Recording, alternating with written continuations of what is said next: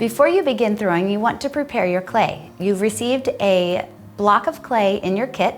You want to take out a half to a quarter of the block to throw with. A half brick looks about like this.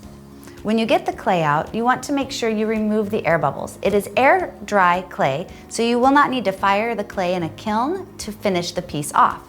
But you will want to make sure that you remove the air bubbles so that it throws smoothly and makes your piece without any wobbling or less wobbling.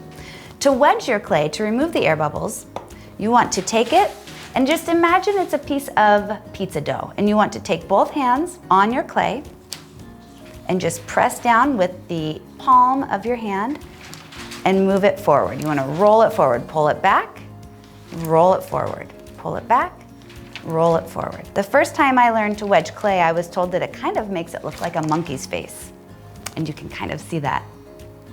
So just wedge a few times, and then once you've wedged it, you'll see a spiral in the bottom, maybe, and just then form it gently into a ball.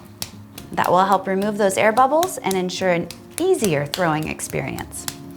You also want to make sure that your wheel head is dry.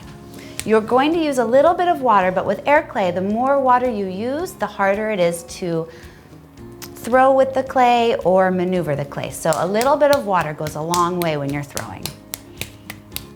This process of wedging and preparing the clay may take you 1 to 2 minutes, but once you get it into a shape that resembles a ball, you're ready to go. And again, make sure the bat head is dry so that the clay can adhere to the bat head.